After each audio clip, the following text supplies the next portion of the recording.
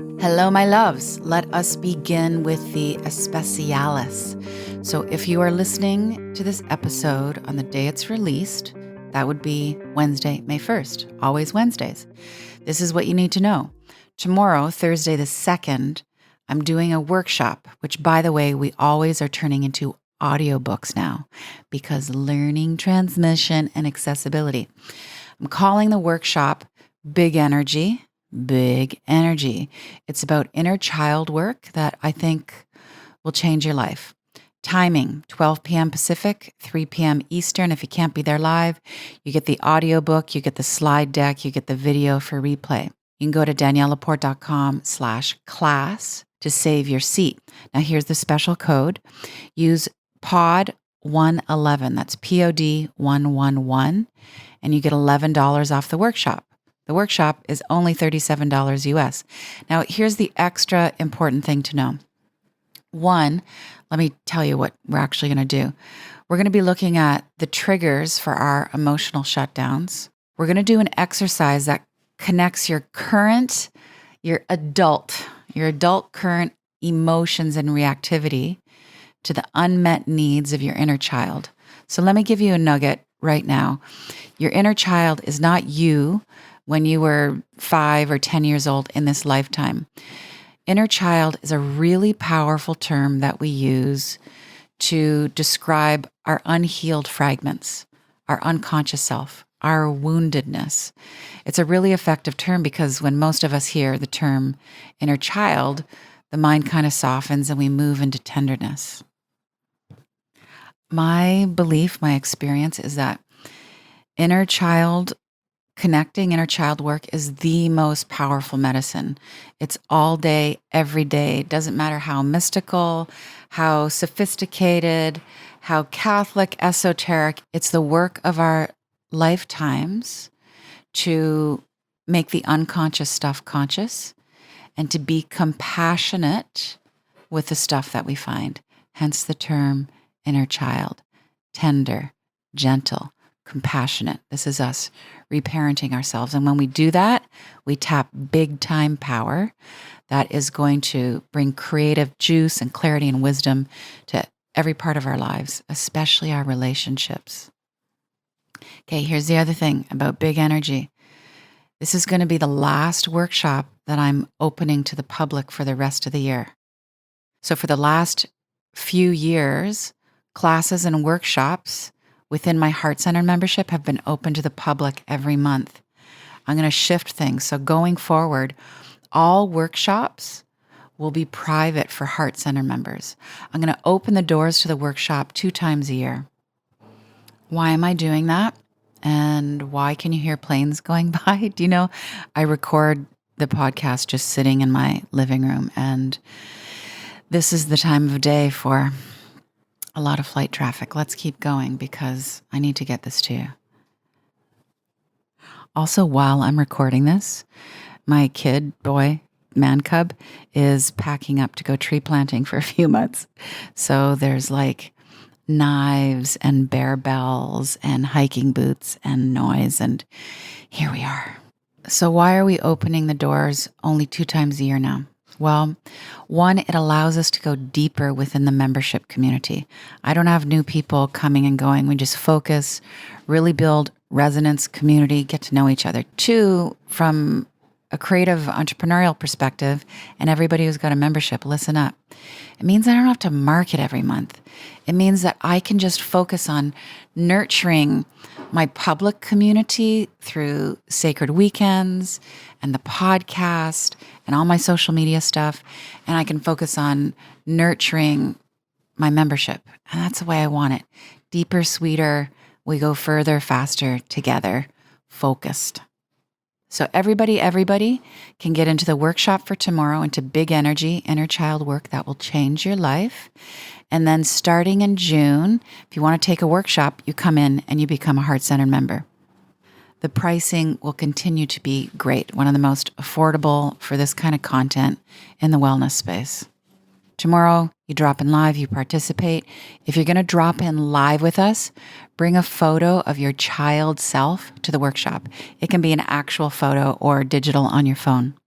We tend to think that inner child work is like going down the dark, shadowy alleys of our subconscious and figuring out what's going to get punished and bound up and what we're going to berate ourselves for. That's not it at all. Inner child work is about melting, compassionate, forgiveness, radiance, expansion. And it's the most powerful medicine. I think all healing methodologies are secondary to inner child work. So head to daniellelaporte.com/class to save your seat. Use POD 111, POD 111 at checkout. You get $11 off the class, and we're going in gently to find our greatest power. Okay, to get into this conversation, let's lay down some definitions. There's a difference between the brain and the mind. The brain is the organ in your head, your physical, biomechanical gray matter. The mind is immaterial, it's non-physical, it's metaphysical. The mind is your consciousness, your awareness, your greatest tool of manifestation. Ideally, your mind is your luminous, numinous tool of creating and manifesting. Now we locate, psychologically, we locate the mind in the head. We think third eye. We think mind is brain, one pointed focus. All we need to know for this conversation is that we can feed, we can nourish, we can heal both the brain and our skull and our mind. There's brain plasticity now. I mean, decades ago, they thought that brain damage was mostly permanent and there was no turning back from that. And now science, experience has proved it to be otherwise. We can restore the brain and its functionality in all kinds of ways. And then, of course, we can heal mental illness and trauma that resides in our consciousness. There are ways, this is why we exist, to heal on all levels. We can expand our minds. So, of course, there's science to back up the 11 holistic ways I'm going to walk us through to rewire our brain and our minds. There are boatloads of data on all of these things. The science is immense. The value of sleep hygiene currently being thought to be one of the most powerful, you could call it, protocols for overall physical wellness and fitness and performance. Cool. It's all great. There's all kinds of research-backed, really popular TED Talks on how the quality of relationships actually affect the longevity of our lives and our mental health. Lots of data that connects the value of friendships to how long we stay alive. That's amazing. So there's scads of stuff. There's the Huberman stuff. I know. And there's Mark Hyman and Rich Roll. And there's Dr. Sarah Saul Gottfried, one of my favorites. There's Dr. Stephanie Estima, who does a great job talking about meals and muscles and mindset and menopause. I will link to all of these people that I turn to on a regular basis over the years to get my intel and my inspiration.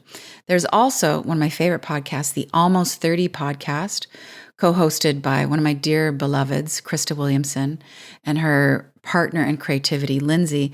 They've interviewed all of these experts and more, and they get you the science and the research, and they bring it into everyday reality in your kitchen, and that's all cool. What I'm really interested in, and this is why this is a one-woman show with love, Danielle, not me interviewing anybody else. I'm interested in personal lived experience and a more holistic, spirit-centric approach to healing.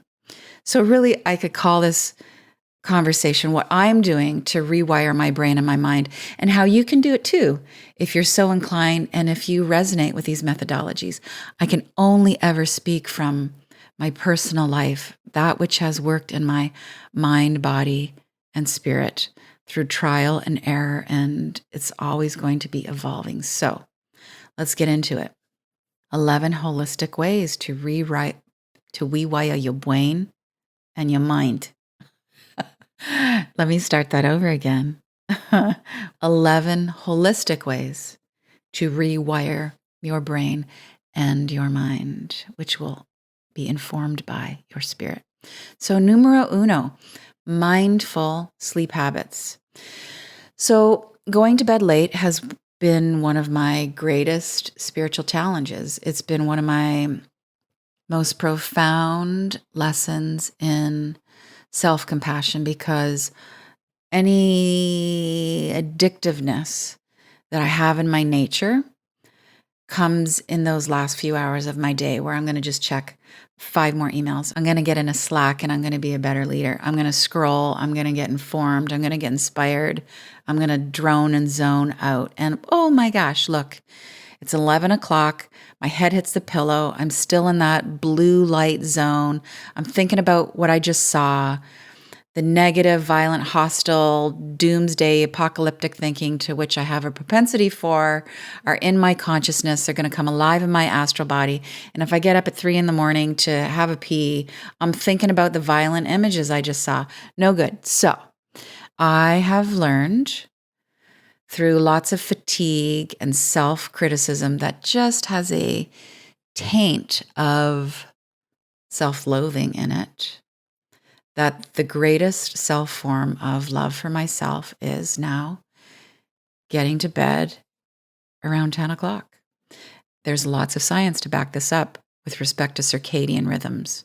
But for me, my spiritual practice is a good night's sleep. I turn off my Wi-Fi every time. We always have an ongoing conversation in the house. Can I turn the Wi-Fi off? And some nights my son is like, no, he's still rocking out. Other nights it's like, yep, we're all going to pack it in.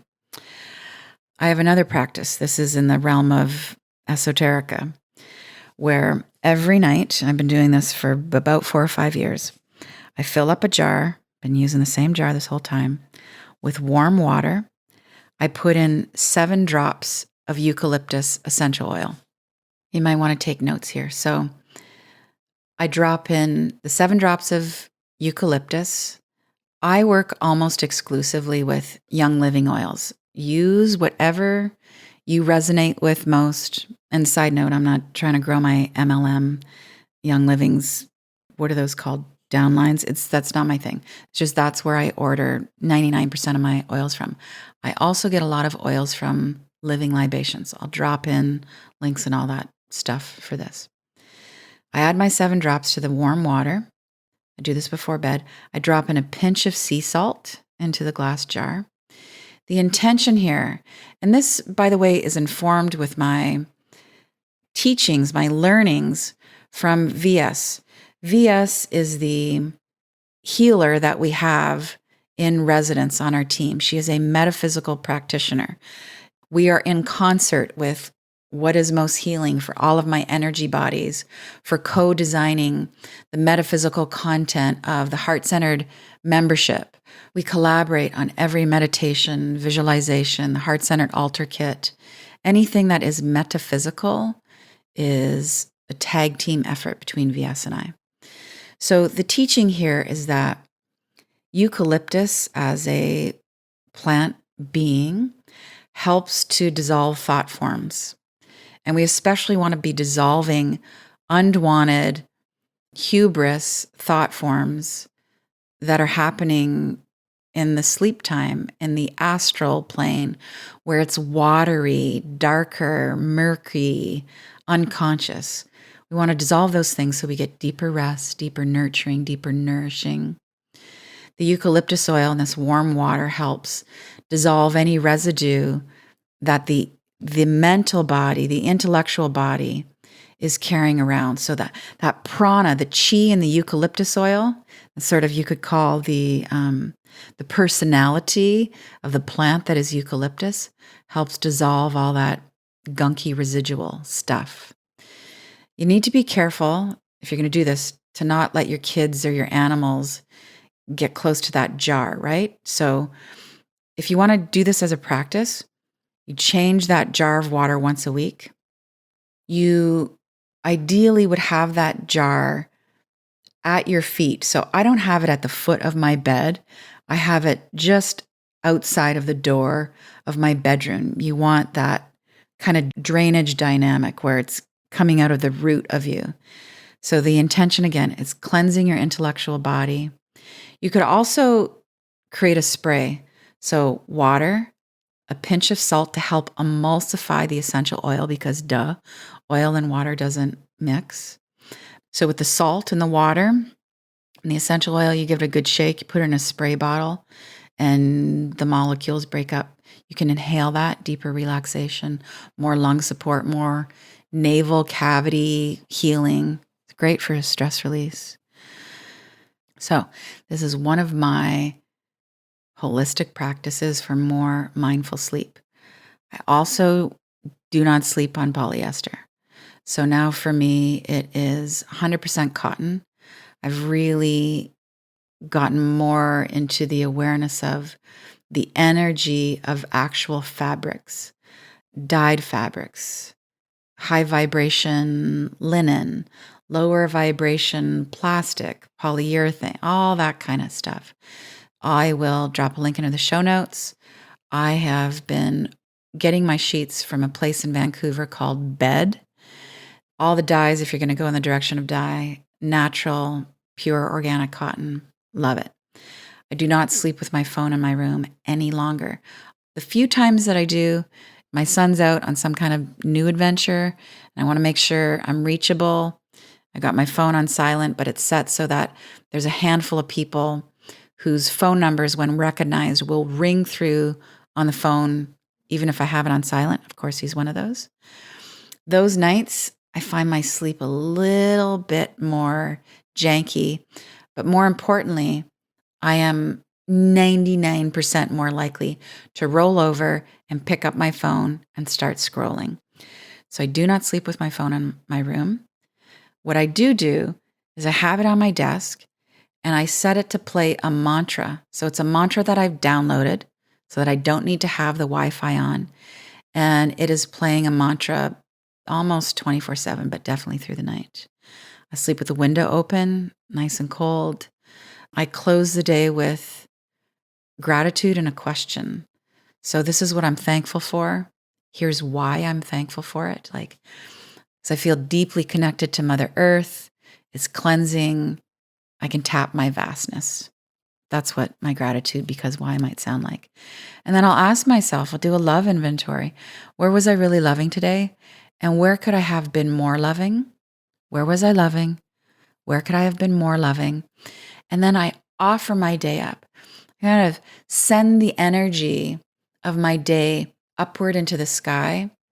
It's as if I'm giving it away as a gift to be relieved of it, to have the energy of the day transformed, the energy that needs to be transformed, the heavier negative stuff, and also an offering of all the stuff that worked, the higher vibration stuff, the love stuff. This is my gift.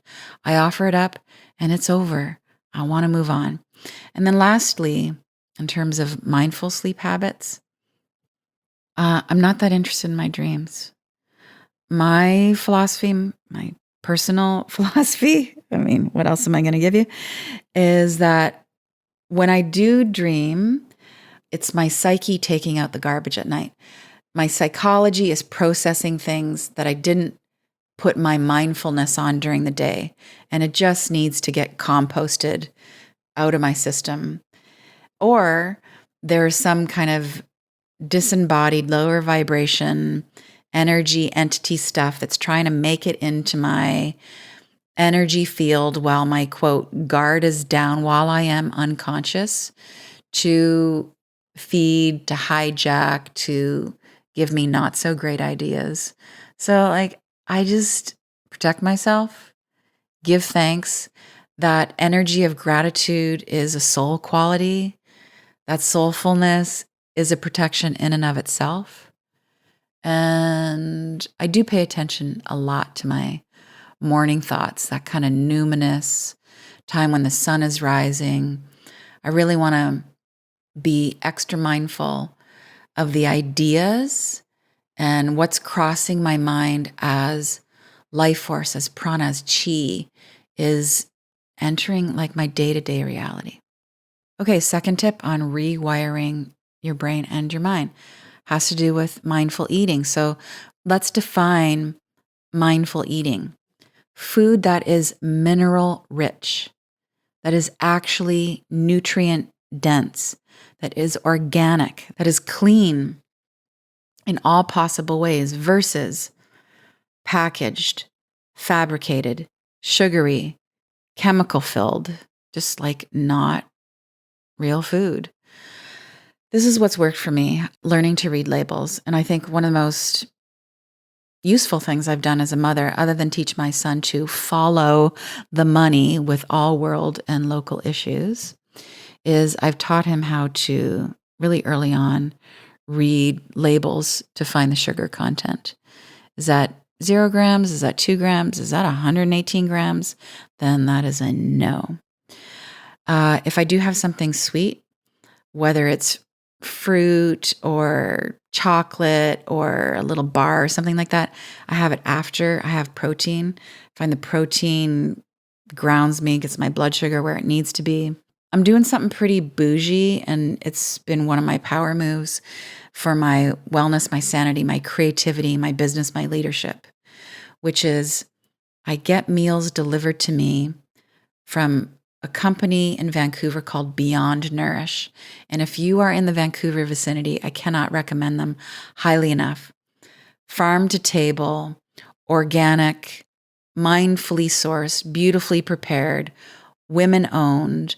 I'm on the small basic plan where every Tuesday, because it's the day we decided on, I get a delivery of food in the glass containers. It's about 4 meals. Can usually stretch it out between my son and I to like 5, 6, 7, 8 meals with some extra protein, some rice, some extra veg. It's beautiful. It's not cheap, but it's not ridiculous. It gives me nourishment, nutrition, peace of mind, time to do in life what lights me up the most, which is create, serve, lead, podcast, be the love to my beloved, be with my friends, mother my son, have my walks in my forest. Cooking is not my zone of joy or genius. Like if you come to my house, I'm going to make sure you're well fed. I can pull it together. It's nutrient dense. It's made with love, but otherwise, I just don't get it. Like, when the divine was handing out the happiness gene for cooking, I was in the bathroom. I was in the library reading books, getting turned on by like literatures. I just want to write books. I don't want to make a loaf of anything. So yeah, that helps me keep my nervous system regulated and all those good things. So on the track of mindful eating, the Hormone Cure book by Dr. Sarah Saul Gottfried, she is now integrating her maiden name into her full name. So really anything Sarah has got to say, whether it's on social or her many books, she's a real go-to for me and a friend. At the most critical times in my life, she's allowed me to have her on speed dial. So Hormone Cure. I go easy on the nuts in my extensive research about mold because that's been a real challenge in my past with my respiratory system. I found that nuts can be a source of mold, so I've backed way off. I order all of my nuts, mostly cashews and pistachios. I vastly stay away from almonds these days, from a local Vancouver company that I think ships nationally called the Nut Haas. I'll put the link in the bio. Mindful eating, I'm really still continuously, perpetually conflicted by eating meat. I was a vegan for many years. I was a vegetarian for many, many years before that. I was raised as a carnivore. I feel an emotional struggle still. I went back to eating meat about 2 years ago when I was struggling with mold toxicity and metal poisoning. And I just said to the animal kingdom, I'm going to need you to take the wheel for a while. I don't know how long it's been. Please forgive me. I have kept many, many chickens and cows alive and fish. And now I'm going to need you to help me with some protein and rebuilding my body. And I'm really in a decision point right now of lightening up on the meat for sure. And maybe just really recommitting to vegetarianism. To be continued. I don't eat after 7 p.m., aka intermittent fasting. whatever with the intermittent fasting. I just like don't want to go to bed feeling heavy. I don't want to start the day packing myself with food. So it's usually like around 10 or 11 after I've had some tea. Maybe there's a protein smoothie, something. Maybe there's food. And 100%, absolutely zero, as much as I control, there is no gluten in my life. It has me feel inflamed. I notice it immediately in my knees. When I have gluten, it affects my digestion. I'm off for at least 3 or 4 days. My joints feel inflamed. If I stay on gluten long term, especially when there's sugar combined, there's brain fog for me. I've been noticing some gut inflammation and getting some feedback from my energy healer, like what's happening in your gut. And so I turned over every stone to find out where there might be some hidden gluten in my life. And I found it in some of my supplements. So definitely got to be checking that stuff. Okay, let's shift gears into mindfulness around the media that you ingest, specifically TV shows. The media we're taking in is just as important and effectual to our well-being as what we eat. So for me, 0 to very little violence. I just cannot do it. I get up in the middle of the night. I think about it. I feel the violence in my body. My mind replays all the bad scenes. I don't even want to talk about the scenes that get stuck in my head. I don't want to pass that imagery on. I've had to go on an apocalyptic movie diet. Name an apocalyptic movie. I have seen it. Name a futuristic movie. I've seen it 3 times. I've had to take a break because my spiritual wellness is heavily reliant on having beautiful visions of the future. And that means 90% of the bullshit that's on Netflix or in mainstream media. I can't do it anymore. I've been noticing that as life has gotten more chaotic on the world stage, I've been needing just more camp, more fun, more stuff that, as a spiritual elitist gunning for enlightenment, I would never have considered watching before. But now I'm just like, bring on the Palm Royale with who's starring in that right now? I think it's on Apple, and it's Kristen Wiig, and she's crushing it. And it's the 60s, and it's all about elitism and the socialites and a whodunit, and Carol Burnett, God bless. And it's like just what my nervous system needs. So yeah. All right, let's continue down this vein of media. We have to be mindful about movies that will hijack you. So I've become very suspect. So in my shishi-ness, I thought I was more spiritual because I mostly just watch documentaries. But I've become very suspect of a lot of the documentary content on Netflix. I have no interest now on documentaries about history. History is told by the victors. History is skewed to have the industrial complex perpetuate its industrial complexness. And I just don't trust any of it. So I watch now very few documentaries on Netflix. The personal biography stuff, beautiful. Social research purposes, love it. So you can imagine with my limited diet for television shows and movies, how long it takes to choose something that the 3 of us, my man and my man cub, are going to watch. It's like, the 30 minutes, and we vote, and no, and I saw that. I already saw it twice, and oh my God. Movie night turns into like movie days here. All right, number 5 on the list of 11 things for rewiring the brain and our minds, our consciousness. Got to get mindful about the lyrics especially those lyrics after you hear a song, even if it's only been once, that repeat over and over again, the earworms. Is the soundtrack in your head the life you want to be living? Is that the message that has you be a more loving, conscious, kind person to yourself and to other people?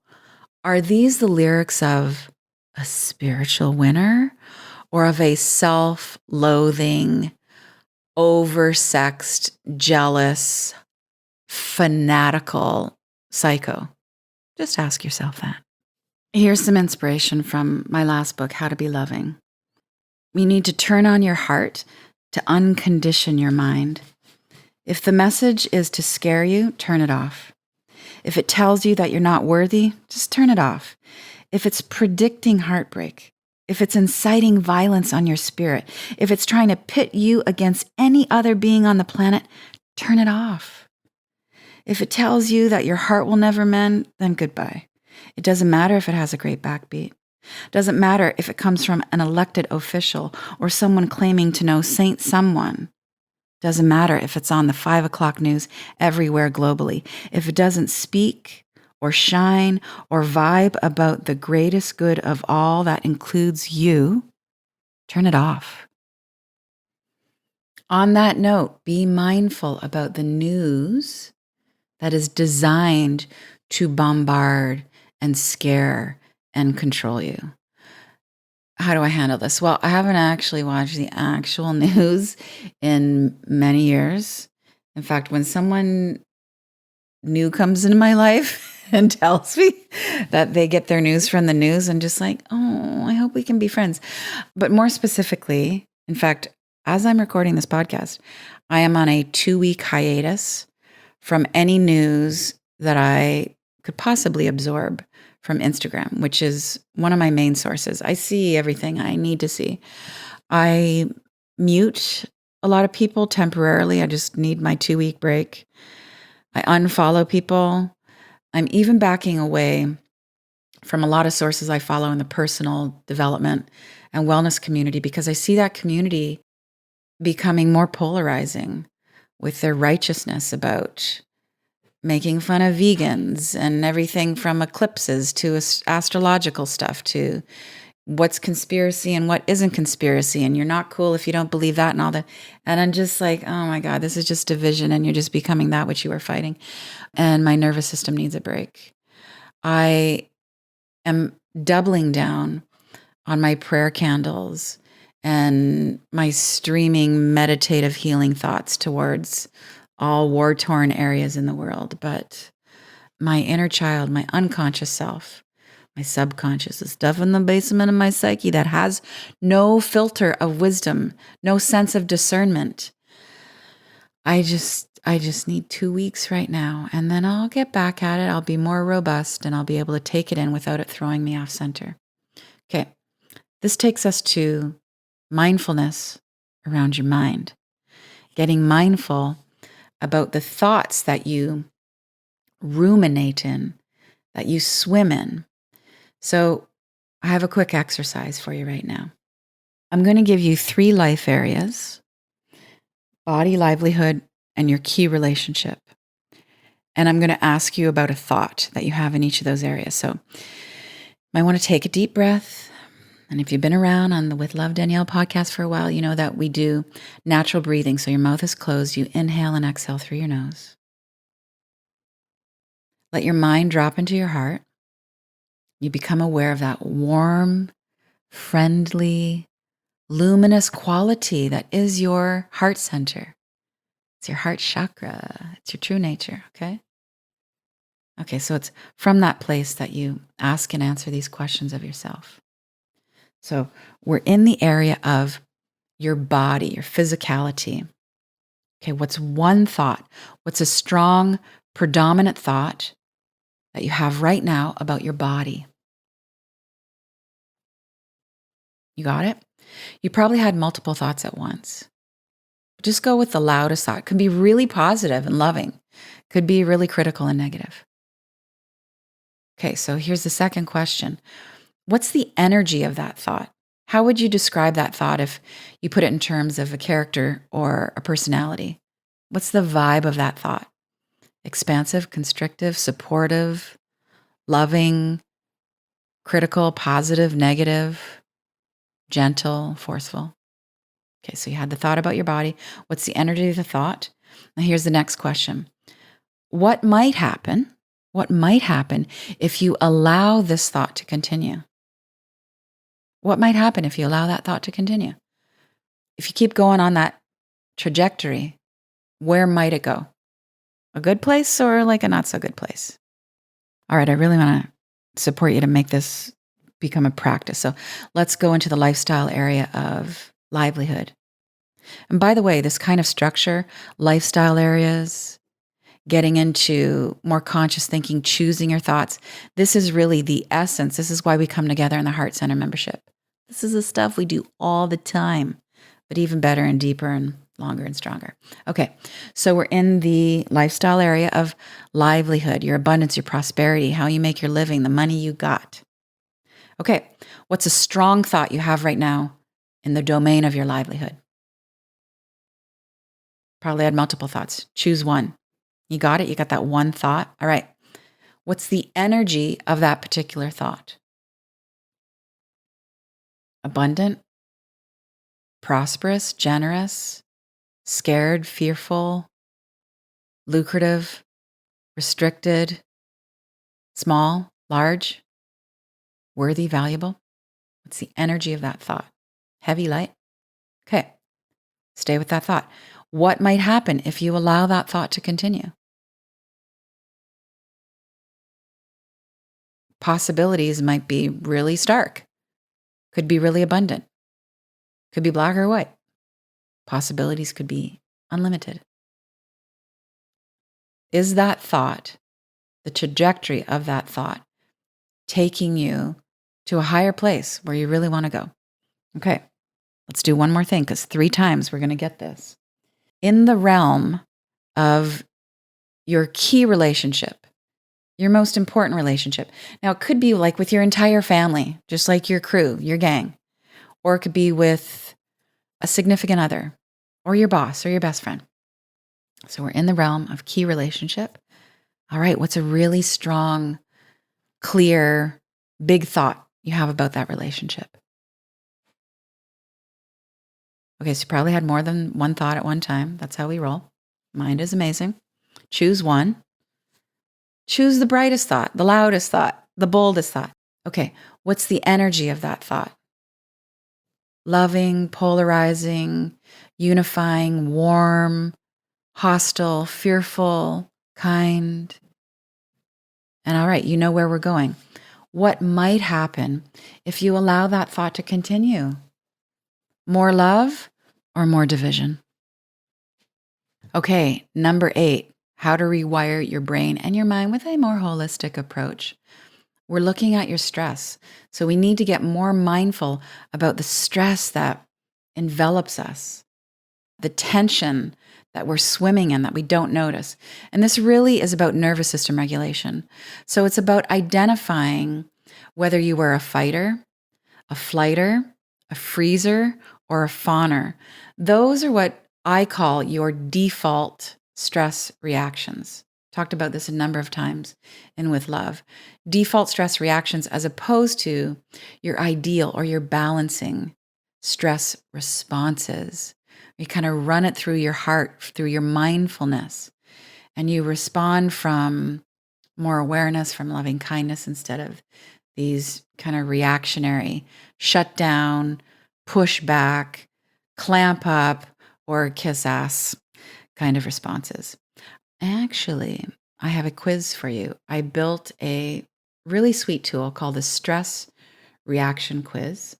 It's free. It's super cool. You're going to find out what your way is. Are you a rhino? We created some animal metaphors to attach to your fight, flight, freeze, or fawn response.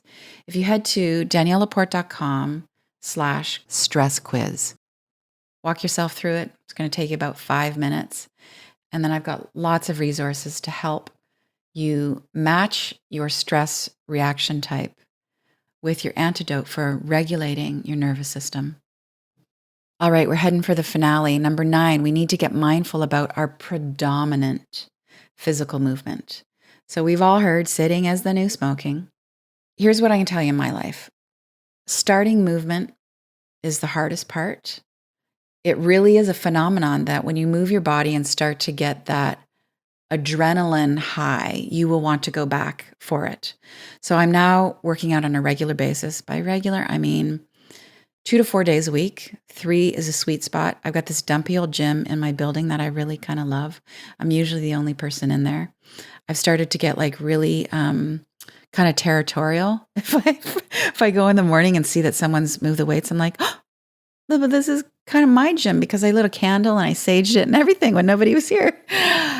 But if I can move and you don't move, you can learn to move. My default stress reaction is to freeze. I don't move. And I am so clever that I can intellectualize it in so many ways that instead of going to move my ass, I will just sit and meditate and do metta bhavana for like an extra 20 minutes. And I'll be such a good, evolved spiritual person. But really what I need is some cardio. What I know in my research and experience with the heart-centered community around nervous system regulating is that we freezers need to move, and the fighters and the flighters need to move less a lot of the time. So this is just an invitation for those of us who are doing the hard, push it through workouts, the strenuous stuff, showing up longer, lifting heavier, extensive rounds of pranayama, fire breathing.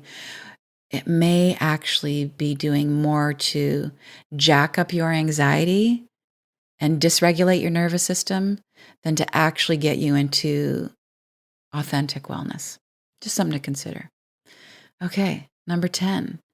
We have to get mindful about our spiritual hygiene, our energetic cleanliness. There used to be a sign in my dentist's office in Washington, D.C. that said, only floss the teeth you want to keep. I thought that was brilliant. So my corollary for that, my spiritual corollary is just meditate on the days that you want peace and mental clarity. Otherwise, like, don't bother, right? That's what I have to say about spiritual hygiene. I could also add some mindfulness, some cleanliness around the teachings we're actually taking in and the people we're following and looking to for wisdom. To which I would say, if someone feels creepy to you, no matter how many followers they have, or how buff, or how luminous they appear to be, how many books, how many followers, bestsellers, tours, if they feel creepy and kind of underpinned by anxiety, they probably are for you. And your inner guidance is the only guidance you need to choose teaching that is really a match for the wisdom within you that is just waiting to be stirred by somebody else's wisdom that you resonate with. Resonance is key to masterful learning. And then finally, in terms of, spiritual purity, purification, we need to check our motivation. This is everything I wrote about in White Hot Truth.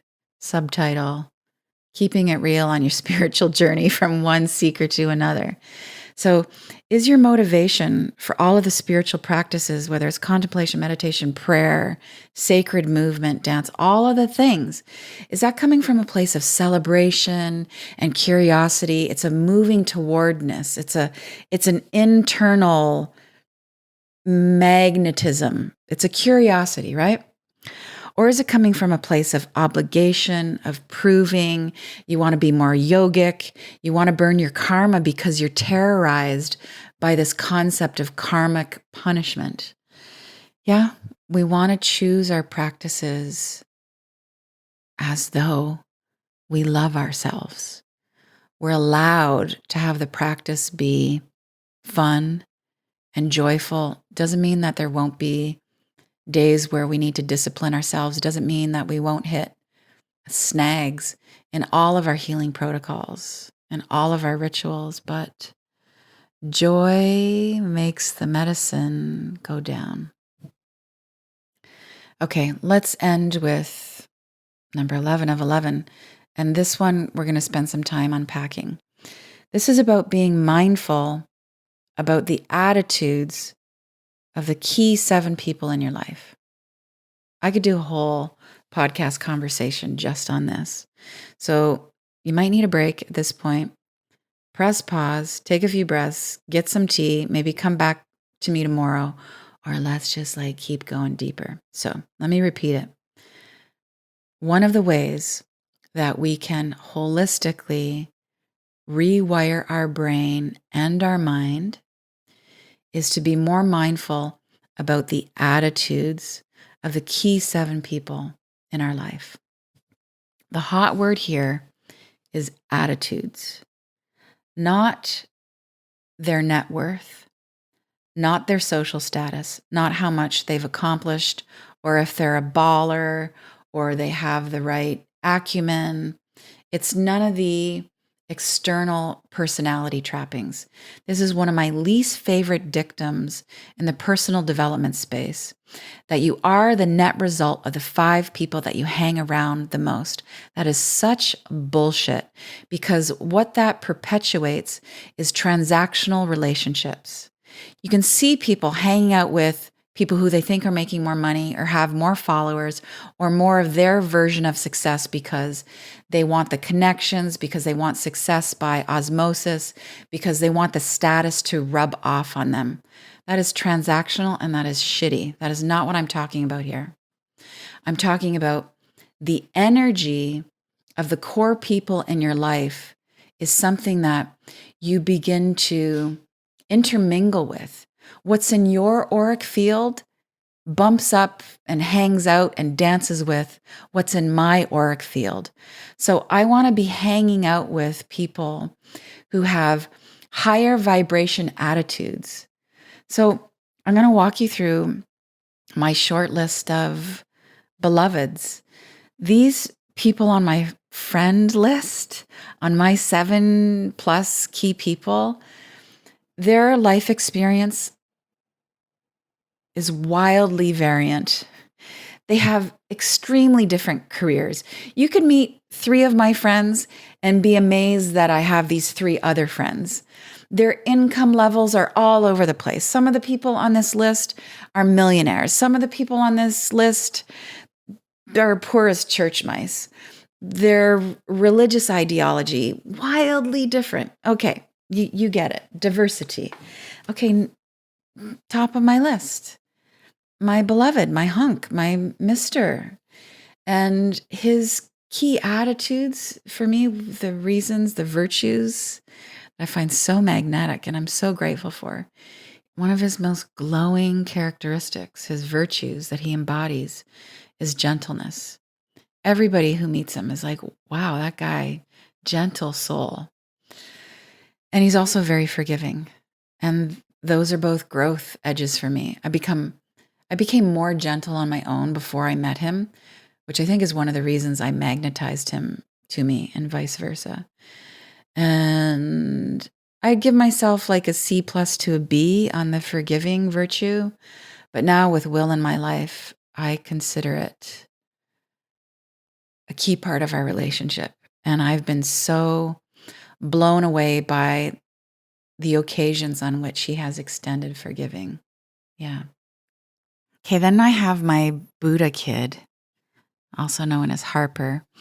And his key attitudes, his most predominant energies are all about creativity and patience. I like to think, and his astrologer thinks, he's a creative genius. But his energy of patience has been one of my greatest teachers. I'll give you the explanation of that in poetic gratitude form. This is what I wrote to him in the acknowledgement section of my last book, How to Be Loving. And to my son, HLJ, you've taught me one of the greatest virtues of all, patience. And not because I've had to be patient with you, but because you've been so patient with me. Thank you, thank you, thank you. And to my team leaders, Dana and Elizabeth, as a yin and yang chief of staff and director of production and marketing, they embody optimism and resourcefulness. Like the attitude is, we're going to get it done. We will find the easiest, most cost effective, graceful way to get it done. They cheer me on without kissing up. And it really is. Is it the wind beneath my wings? It's totally the wind beneath my wings. Candace, my BFF, Candido Bandito, we are so different. And I would say her key energy is pragmatic as fuck. She gives me the salt of the earth wisdom. I can give her some complex dilemma I'm in about end of the quarter and deliverables and the agent and the deal. And she'll just like kind of cut it and say, well, that doesn't sound too smart. And be like, right. It's actually not smart. Another dear bestie, Steph, she thinks and speaks and acts as a perpetual cheerleader.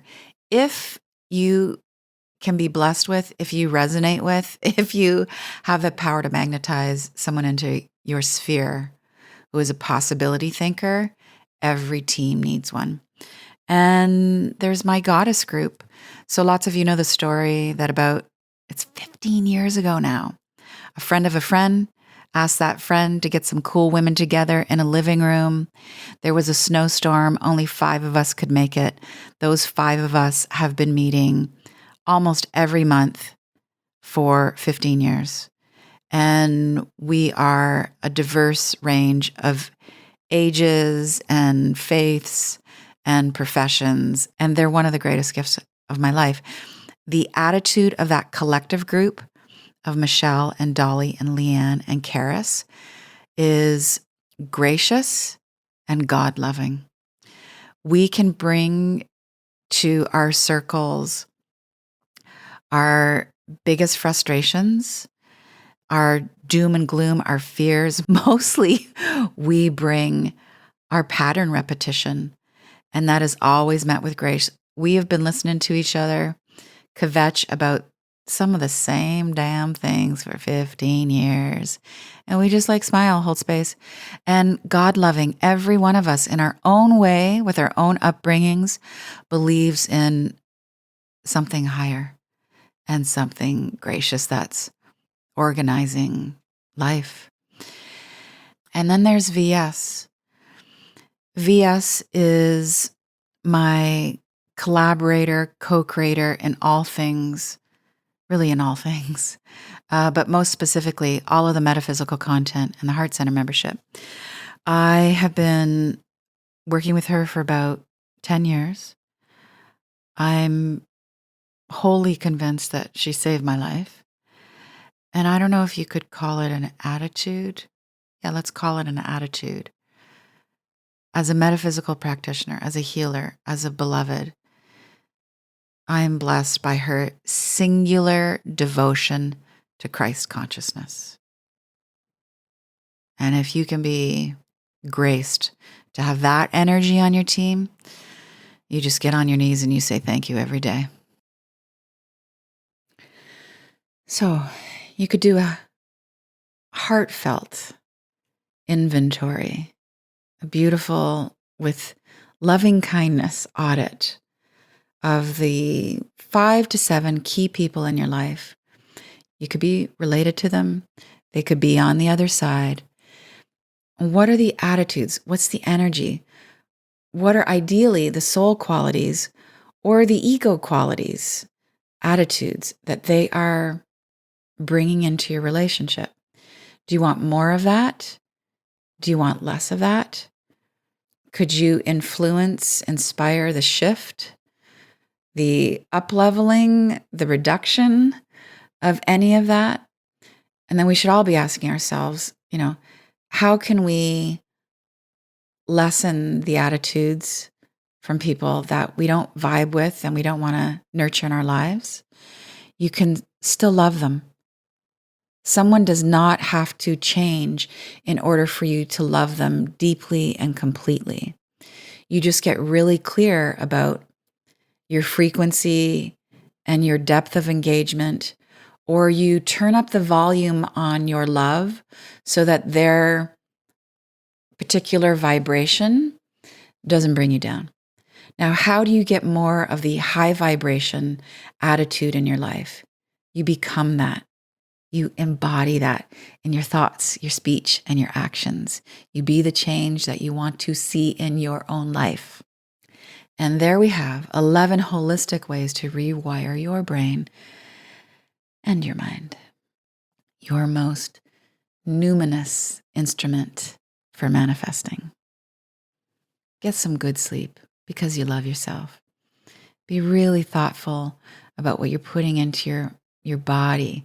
Mineral rich, nutrient dense, well-loved food. And remember, the TV shows and the movies and the lyrics and the news are just as important.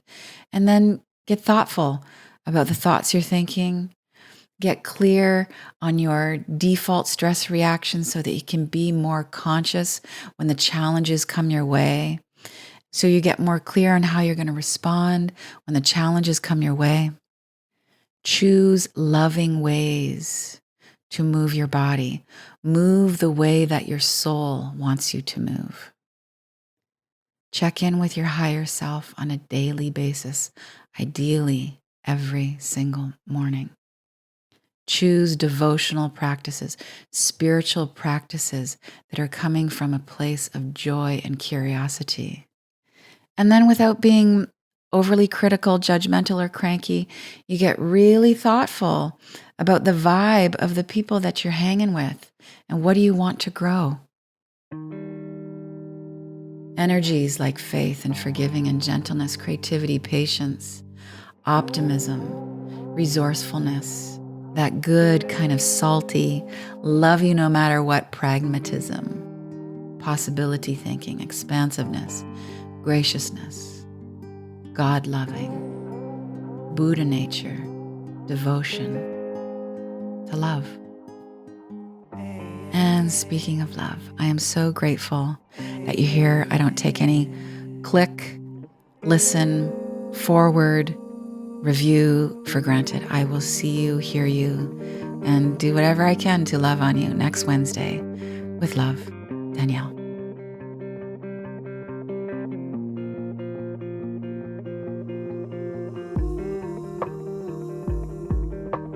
Thank you so much for listening, for feeling, for spreading the word.